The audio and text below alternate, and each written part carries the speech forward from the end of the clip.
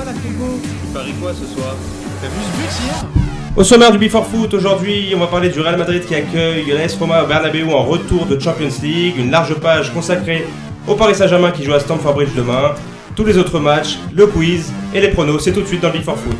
Si tu veux parler foot, c'est le Before Foot. Alors, comme je vous l'ai dit en sommaire, première édition du Before Foot aujourd'hui. Mon invité, Mickaël Barlerin, journaliste, spécialiste du football espagnol. Salut Mika. Bonjour Benjamin, bonjour à tous. Alors on explique un peu aux auditeurs, donc le Before Foot ça va être une émission qui va relater toute l'actualité footballistique hebdomadaire. Donc voilà, vu avec nous et vous pouvez participer bien évidemment sur Periscope, vous pouvez poser vos questions, vous pouvez nous suivre sur Twitter avec le hashtag Before Foot. Donc voilà, c'est vraiment ensemble qu'on pourra décortiquer tous ces résultats. On va commencer donc sans plus attendre par le Real Madrid qui accueille donc ce soir l'AS Roma à Santiago Bernabéu. Le Real qui s'est plutôt bien préparé le week-end dernier, on a pu le voir. Donc Mika, vous avez suivi ça. Parlez-nous un peu de cette préparation des deux équipes. Oui, alors Benjamin, effectivement, comme tu l'as dit, le Real s'est très bien préparé. Ce week-end, ils ont gagné samedi 7-1 contre le Celta Vigo. Dans le même temps, la Roma aussi a fait un très bon résultat en gagnant 4-1 contre la Fiorentina, les deux à domicile. Tout d'abord, un petit chiffre, il faut savoir que après une victoire 2-0 à l'extérieur, c'est 96,69% de chances de passer au tour suivant, donc pour le Real Madrid. Au niveau des compositions... Voilà, au niveau des compos, parce que l'incertitude régnait au niveau du trio offensif. Bien sûr, ça va être juste ça, justement, l'incertitude qu'on a, c'est de savoir qui est-ce qui va être aligné sur la ligne d'attaque du Real Madrid, sachant que Benzema est blessé, Bale revient de blessure, je pense pas que Zidane risque vraiment de le mettre d'entrée, ce sera sûrement Ronaldo, Jessé et Vasquez. Ouais, donc voilà, ouais. Et Mayoral, non? Il n'est pas dans le groupe, Mayoral. Mayoral, pas dans le groupe, non, effectivement. On a posé hier la question à Zinedine Zidane en conférence de presse, et comme il l'a très justement dit, il est encore jeune, il est venu faire quelques matchs pour suppléer Benzema, mais là, c'est la Ligue des Champions. D'accord, donc on va écouter Zizou qui était hier en conférence de presse. On va entendre ce qu'il a dit à propos donc, de ce match contre la Roma. C'est jamais gagné d'avance. C'est pas que ça m'inquiète, c'est une bonne équipe qui vient jouer ici demain. Moi, ce qui m'intéresse le plus, c'est mes joueurs, c'est ce qu'on va faire nous. Les attaquants, pour dire quelque chose de cette équipe, ils sont très bons. Ils sont très très bons. Oui, donc voilà, Zidane qui loue vraiment les mérites romains, notamment de El Shaarawy, qui est revenu en forme ces dernières semaines, qui n'est plus l'ombre de lui-même, qui n'est plus le joueur qu'il était, à l'AS Monaco. Il a vraiment repris du poil de la bête, Mika. Exactement, Zinedine Zidane qui loue le mérite de cette attaque de la Roma avec, comme tu l'as très justement dit, Shaarawy. Maintenant, il y a aussi Dzeko et Iturbe, donc ça peut aller très très vite. Après, en écoutant bien l'interview de Zidane, on pense quand même qu'il est sûr de son fait et que le Real devrait s'imposer sans trop de problèmes. De plus que, moi je suis pas trop d'accord parce que la Roma a quand même fait un gros match le week-end dernier. Ils ont battu la Fiorentina 4-1, ce qui n'est pas rien. Fiorentina qui est commencé donc deuxième du Calcio. Et donc voilà, ils marquent beaucoup de buts. Ils ont une attaque qui marche très bien et qui vit très bien. Ils ont l'habitude de jouer ensemble. Et donc voilà, leur seule défaite qu'ils ont ces quelques dernières semaines, c'est contre le Real Madrid justement au Stadio Olimpico. T'as tout à fait raison. Maintenant, ce qu'il faudrait rajouter, c'est que l'AS Roma est 3e de Serie A, à 7 points de la Juventus, juste en dessous de Naples, et qui sont dans la course au titre, ce que je peux vraiment pas affirmer pour le Real Madrid. À cette heure-ci, la Liga est perdue à 90%, on va dire. Le Barça, ils rattraperont jamais le Barça. Ça c'est évident. On va parler du second match de la soirée entre donc Wolfsburg et la Gantoise. La Gantoise qui se déplace donc en Allemagne après leur défaite 3-2 au match aller, avec notamment un Julian Draxler en feu, qui est d'ailleurs incertain ce soir en raison d'une légère blessure le week-end dernier. Vous avez un peu suivi les résultats de ces deux équipes le week-end dernier. Comment se sont-elles donc préparées à ce match retour ? Alors oui, Benjamin, en termes de résultats, le Wolfsburg a gagné 2-1 contre Mönchengladbach et la Gantoise, par contre, a fait nul à domicile contre Louvain. Maintenant, ce qu'il faut voir, c'est que sur les 5 derniers matchs à l'extérieur de la Gantoise, c'est une seule victoire contre le Standard de Liège, mais ça reste qu'une seule victoire. Wolfsburg est assez bon à domicile. La seule défaite qu'ils ont sur les 5 derniers matchs à domicile, c'est contre le Bayern, ce qui est compréhensible. C'est compréhensible, surtout que Wolfsburg, on peut l'imaginer, après leur victoire 3-2 au match aller, va pouvoir se sortir de cette situation, je pense, et va pouvoir accéder au quart de finale. Sans plus attendre, c'est l'heure du quiz. Et top quiz. Allô Johan ? Oui, allô. Bonjour Johan. Donc, Salut Johan. Ouais, Johan, donc je te présente Salut, Mika, tout le qui est mon acolyte et qui me sert aujourd'hui de correspondant espagnol. Donc ça va être aujourd'hui un quiz, donc vous le savez, demain le Paris Saint-Germain affronte Chelsea à Stamford Bridge. Ça va être un quiz spécial joueurs français ayant joué à Chelsea. Bon, ça va, ça devrait bien se passer. Ça va Mika, t'es calé niveau... Ça devrait aller, oui. Bon alors on y va. C'est parti. J'ai démarré ma carrière au stade Lavallois en 1988 avant de rejoindre Strasbourg, puis Chelsea de 96 à 2001. Non, pas de Sailly. J'ai été titulaire avec l'équipe de France lors de la finale de la Coupe du Monde 1998. Le bœuf. Le bœuf. Bravo. 1-0 Mika. Bravo. Deuxième question, c'est pas fini Johan, il en reste quelques-unes. Oui. Je suis un milieu de terrain gaucher, j'ai débuté ma carrière à Monaco en 1989. Roten. Non, pas Roten. Avant d'évoluer à Arsenal, avec qui j'ai décroché un titre de champion d'Angleterre en 1998. Je suis ensuite passé par le FC Barcelone le temps d'une saison avant d'arriver... Thierry Henry. Non, pas Thierry Henry. Avant d'arriver à Chelsea en 2001. Je suis aujourd'hui consultant pour France Télévisions. J'étais buteur lors d'une finale en Coupe du Monde. Mon prénom est Emmanuel. Et petit. Petit. Johan qui l'a dit. Un partout, égalisation. Putain. Bien joué Johan. Je suis un joueur de 30 ans qui a été formé au Havre. Je suis toujours en activité et évolue au poste de milieu défensif. Hassana Diarra. Lassana Diarra, 2-1, c'est rapide. 2-1 Johan. T'as encore le temps de te refaire, hein, Mika, c'est pas fini. J'ai évolué à Chelsea entre 2008 et 2012, avec qui j'ai remporté la deuxième Ligue des Champions de ma carrière, 8 ans après la première. J'ai la particularité d'avoir évolué dans pas moins de 7 championnats différents. Anelka, 2 buts partout. Oh là là, il y a du niveau aujourd'hui, hein. Il y a du niveau sur le plateau. C'est un métier, hein.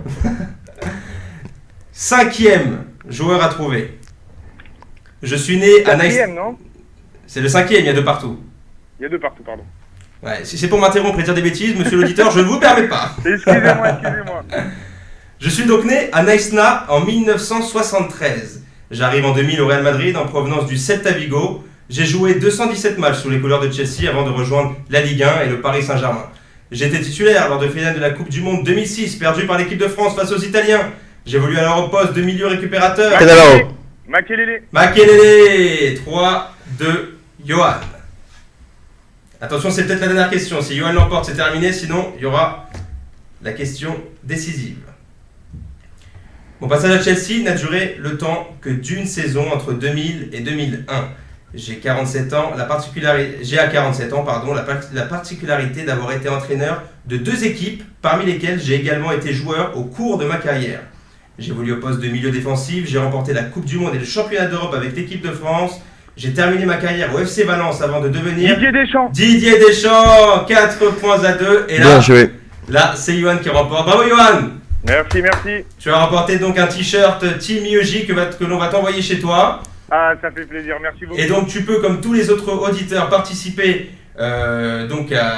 Tu peux donc pronostiquer le résultat de Real Madrid AS Roma. Si tu as le bon résultat et que tu pronostiques le premier buteur et le dernier buteur, tu peux remporter un maillot du Real Madrid. Ah. Donc tu fais tout ça sur Twitter avec le hashtag #BeForFoot, bien évidemment. Je le fais tout de suite sur Twitter, c'est ça? C'est ça, voilà, tu peux inviter tes amis à le faire. C'est la première émission et on l'espère, c'est pas la dernière. On parle beaucoup foot. Si tu aimes parler foot, comme on le dit, c'est le #BeForFoot. Parfait. Merci à toi, Johan. Passe une bonne journée. À bientôt. Ciao. Salut, Johan. Bon, Mika, tu auras le temps de te refaire une autre fois. Hein, c'est pas grave. Oui, effectivement, je suis tombé sur meilleur que moi. On va maintenant ouvrir le grand format de ce #BeForFoot. C'est bien évidemment le Paris Saint-Germain qui se déplace demain à Stamford Bridge pour y affronter Chelsea en 8e de finale retour. Donc les Parisiens, on le sait, qui au match aller ont gagné 2-1 avec un but de Cavani dans les 10 dernières minutes. On va commencer donc avant tout par rappeler les compos probables. Alors vas-y Mika, qui devrait être aligné demain à Stamford Bridge ? Alors, au niveau des compos probables pour Chelsea, ça va être, je pense, Pareil, du classique dans le sens où ils ont pas mal fait tourner ce week-end, donc en attaque.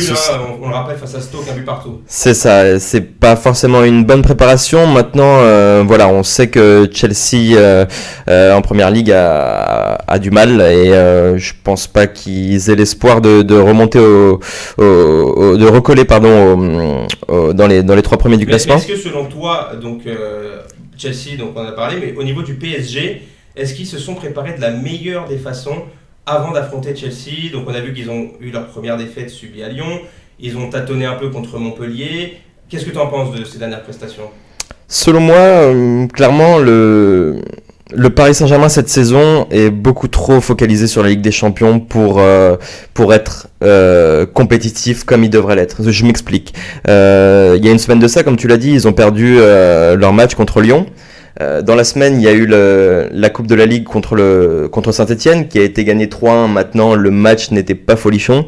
Ce week-end, 0-0 contre Montpellier. Montpellier qui venait pas pour gagner. Ils ont eu ce qu'ils prétendaient avoir. Voilà, ils venaient chercher le nul comme n'importe quelle équipe de Ligue 1 contre le PSG malheureusement. Donc ils les ont laissés faire.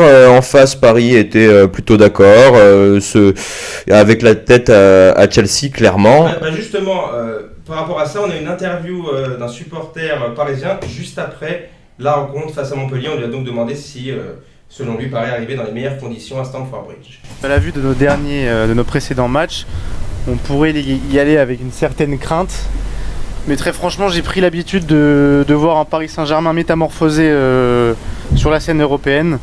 Et désormais, ça me fait plus très peur parce que je sais qu'on répondra présent dans ce grand match mercredi, comme on l'a toujours fait, et je m'inquiète pas plus que ça. D'autant plus que l'équipe a été très très remaniée et ça s'est vu, tous les joueurs avaient déjà la tête à Londres. Donc voilà, c'est ce supporter parisien qui, bien sûr, relève bien le fait que Paris se galvanise souvent en Champions League et que malgré le fait que parfois ils fassent des prestations en dedans, parmi lesquelles ils n'arrivent pas à poser leur jeu, ils arrivent néanmoins toujours à élever leur niveau en Champions League. Bien sûr, sur ce principe-là, je suis totalement d'accord avec lui. Maintenant, ce qu'il faut savoir, c'est Chelsea, c'est à domicile. Ça reste un petit avantage car c'est 2-1, ils ont mis le but à l'extérieur qu'il fallait. Honnêtement, si ça avait été encore Mourinho l'entraîneur, je t'aurais dit que c'était Chelsea. C'est vrai qu'avec un style de jeu comme il avait l'habitude de pratiquer assez défensif, s'ils refont ce schéma comme il y a 2 ans, c'est vrai que Paris avait gagné 3-1 et qui était allé à Stamford Bridge pour défendre, ce ne sera pas possible. Je pense que Paris a retenu les leçons donc, du passé. Leur expérience en Ligue des Champions va justement devoir être prouvée dans ces moments-là, avec notamment Kevin Trapp qui va devoir affirmer son statut de titulaire, parce que c'est dans cette rencontre-là en particulier qu'on va l'attendre. Et donc voilà, Paris qui va devoir vraiment être concentré et aller à Chelsea pour jouer, marquer des buts et ne pas défendre et ne pas se contenter de rester dans ces 18 mètres. Mais bon, j'ai confiance en eux, ils n'ont pas l'habitude de faire ça. Écoute, on verra bien demain soir. J'espère en tout cas pour le PSG que Di Maria sera très en forme. On l'espère aussi. Il y a Simon Tahar qui s'est donc expliqué sur le sujet. On lui a posé la question si selon lui Paris arrivait cette année à Stamford Bridge plus fort que les années précédentes. Je pense qu'elle est plus forte, oui. Je pense qu'il y a une maturité, une solidité qui a été consolidée au fil des 4 saisons qui viennent de s'écouler, qui donne une stature à l'équipe qui est beaucoup plus forte. Je pense que tout va se jouer au milieu. Il faut absolument que le milieu soit conquérant, ne laisse aucun espace du côté de Chelsea. Et je pense que si on arrive à reconstituer notre milieu, ou en tout cas l'essentiel de notre milieu conquérant, je pense qu'on a une grosse chance de passer. Donc voilà, Simon Tahar qui avance bien le fait que Paris va devoir gagner la bataille du milieu de terrain. Oui, il nous parle de la bataille du milieu de terrain. Maintenant, sur le papier, quand on compare les 2 milieux de terrain, avec un petit avantage Verratti pour le PSG, sinon Thiago Motta, Matuidi, bon ce n'est que mon avis, mais en face c'est Fabregas, Oscar Matic. Je pense vraiment que ça va être très compliqué. On a un tout petit doute encore qui persiste en ce qui concerne la titularisation de Marco Verratti. On l'espère surtout. Il a une légère blessure, voilà, ce serait vraiment un gros coup dur pour les Parisiens de devoir se passer de ses services à Stamford Bridge. Donc voilà, on espère vraiment en tant que supporter parisien et des équipes françaises que Marco Verratti sera sur la pelouse à Stamford Bridge. On poursuit donc dans ce Before Foot avec l'entretien de la semaine. C'est un entretien qui a été livré par Max, qui dirige donc la station radio du PSG et également PSG TV. Il nous a livré donc voilà, ses impressions concernant ce match lors d'une petite interview de 2 petites minutes. On vous laisse savourer tout ça. Max, bonjour. Le Paris Saint-Germain va affronter donc Chelsea mercredi prochain en retour de Champions League. Est-ce que le PSG arrive selon vous cette année plus fort que les années précédentes ? Ça va pas être un match facile puisque Chelsea à prendre aujourd'hui, on a vu avec les changements d'entraîneur que c'est pas simple. Paris est une très belle équipe et on sait qu'aujourd'hui elle a les moyens. Je ne sais pas si c'est d'aller forcément au bout, mais en tous les cas de monter d'un cran et d'aller jusqu'en demi, voire une finale de Ligue des Champions. Voilà, ça reste que sur des matchs aller-retour. Moi, je les sens quand même plus forts, plus costauds dans leur tête. Et je trouve qu'il y a un collectif qui est depuis 2-3 ans qui s'est bien mis en place. Donc, même si ça ne va pas être un match facile en match retour, moi, je pense que c'est du 50-50 de ce qu'on dit, mais je pense que Paris a quand même largement les moyens de passer. Il faut arrêter de minimiser, de croire qu'à chaque fois Chelsea est plus fort que Paris. Aujourd'hui, je pense que Chelsea, lors du tirage au sort, n'a pas dû forcément apprécier le fait de tomber face à Paris. Donc moi, je suis assez confiant, quoi. Malgré le fait que ça va être un match compliqué, ça va être un match super excitant. Et selon vous, quel type de match doit livrer le Paris Saint-Germain pour ne pas subir la même désillusion qu'il y a 2 ans où après la victoire 3-1, il y a eu un petit relâchement, ils n'ont pas attaqué, ils ont plutôt attendu. Comment ils doivent l'aborder cette fois-ci, ce match ? L'année dernière, on s'est quand même qualifié face à eux en jouant à 10 avec la sortie de Zlatan. Là, au match aller, on a mené 2-1. Voilà, des matchs comme celui-ci, moi je suis pas un expert, mais de ce qu'on sait, c'est que voilà, tu parlais du relâchement. Il est évident qu'il faut la moindre seconde d'inattention face à des équipes comme celle-ci, tu peux le payer cash. Donc il va falloir effectivement faire très attention. Là, normalement à 2-1, si on fait 0-0, tu es qualifié. C'est toute la difficulté de savoir comment tu fais. Est-ce que tu joues le jeu pour essayer d'en marquer un pour tuer le match, ou 2, ou est-ce que tu attends tranquillement que Chelsea, qui a joué très en défense en temps normal, même au match aller, fasse un peu plus offensif au match retour. Voilà, il va falloir faire attention. Oui, il va falloir être conquérant, mais voilà, aujourd'hui, à l'heure où on se parle, là, on est en train de se parler, c'est Paris qui est qualifié, c'est Chelsea qui est éliminé. Donc nous, sans se contenter d'un 0-0, parce que c'est dur à garder comme résultat, un petit peu, ouais, ils vont pas pouvoir se permettre de faire comme ils ont fait au match aller, à défendre et à attendre qu'il y ait une opportunité d'un contre pour pouvoir marquer, quoi. Merci beaucoup.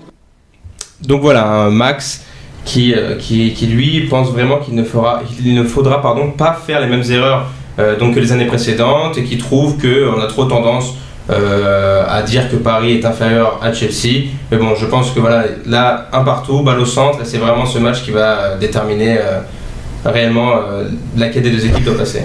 Bien sûr, si Paris commence le match en pensant à pas prendre de but, ça peut très très mal se passer. Maintenant, je pense honnêtement que ça fait 4 ans que les Qataris sont là.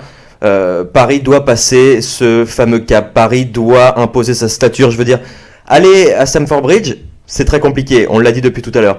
Maintenant, avec la grande équipe qu'ils ont, je pense quand même qu'ils peuvent faire le jeu, qu'ils doivent prendre les choses en main. Et c'est pourquoi ce serait pas à Paris de faire le jeu, tout simplement.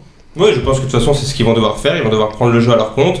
Ils ont des individualités meilleures que celles de Chelsea. Ils ont l'habitude de jouer ensemble.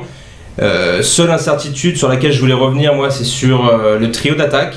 Bon, on sait qu'il y aura Zlatan, on sait qu'il y aura Di Maria. On ne sait pas encore si ce sera Lucas ou Cavani.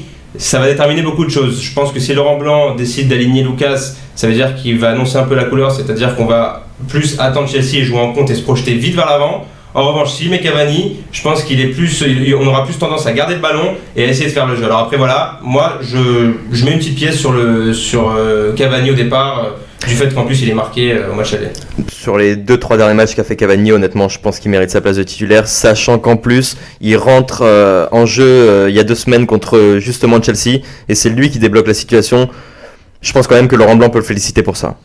Dernière petite question, quid de Laurent Blanc? C'est élimination, il y a.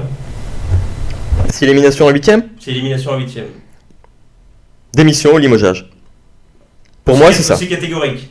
C'est catégorique. À partir du moment où, comme je t'ai déjà dit, le Paris Saint-Germain a construit une équipe pour gagner cette fameuse Ligue des Champions. Là, ils sont premiers de Ligue 1, plus de 20 points d'avance. La coupe, une des 2 coupes, on attend déjà la finale. L'autre, ils sont en demi-finale contre l'Orient.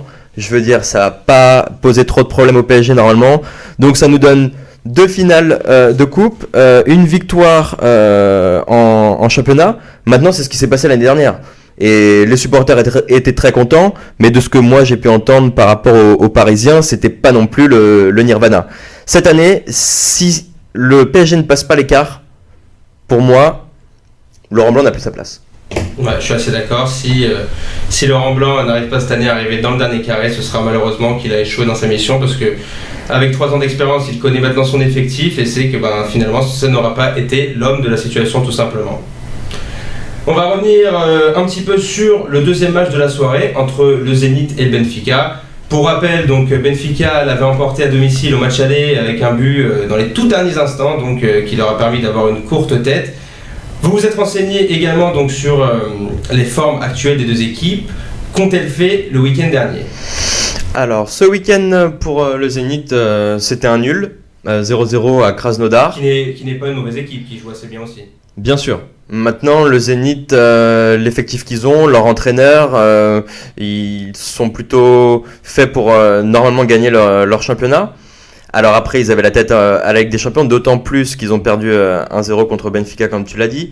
Après, Benfica s'est bien préparé parce qu'ils ont quand même gagné contre le Sporting à l'extérieur. Grosse victoire, 1-0, faut le faire. Et en plus, ils n'ont pas fait tourner, ils ont joué avec leur effectif au complet. Donc vraiment, le Benfica cette année est très compétitif sur tous les tableaux et ils l'ont prouvé vraiment dans leur dernière prestation. Voilà, ils ont une grande expérience des matchs de Ligue des Champions, même si ils n'arrivent pas pratiquement jamais dans le dernier carré, ils connaissent ce genre de match. Difficile à jouer. Voilà.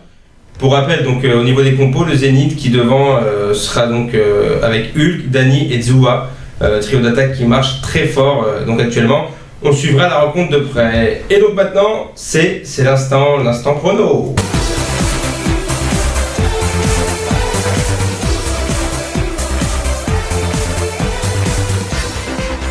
C'est les pronos de la team. Alors Mika, on va te demander de faire gagner un peu d'argent à nos auditeurs. Que paries-tu pour les 4 prochains matchs ?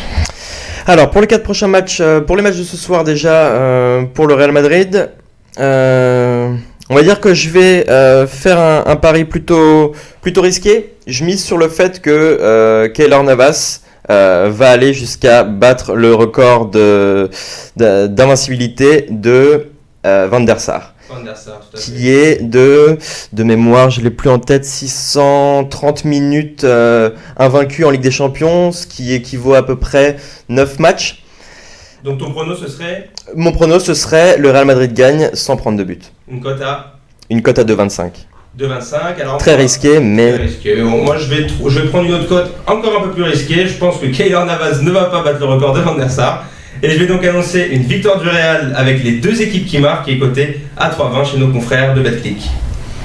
En ce qui concerne donc aussi le match du Paris Saint-Germain, mon prono personnel, compte tenu du fait que ça va être un match très ouvert avec les 2 équipes qui vont vouloir marquer, je pense que ce sera match nul avec les 2 équipes qui marquent, coté à 3,50, toujours chez Betclic. Eh ben écoute Benjamin, moi je vois une victoire de Chelsea. À domicile. Tu vois le PSG éliminé ? Je ne vois pas le PSG éliminé. Une victoire de Chelsea. Pourquoi pas un petit 2-1 ? Ce qui nous ferait une prolongation, ce serait magnifique. On continuerait la nuit comme on l'a fait l'année dernière. Non, on a besoin de points UEFA là, qu'on se qualifie rapidement. Non, bien sûr. Il faut que le PSG passe. Dans tous les cas, il faut que le PSG passe pour ce qu'on a déjà dit, même Laurent Blanc pour son avenir. Mais Chelsea ne va pas se laisser manger aussi facilement. Et pourquoi pas une victoire ? La cote est belle. 2,70, la cote est belle. Sur quel score ? Un petit 2-1, pourquoi pas ? Un petit 2-1. Bon, en tout cas, on verra tout ça. Restez bien donc devant vos télé. On revient très vite ensemble. Merci de nous avoir suivis. N'oubliez pas le hashtag #BeForFoot. Retrouvez-nous sur Twitter, sur Facebook. N'hésitez pas à partager et merci d'avoir été avec nous. Merci à tous.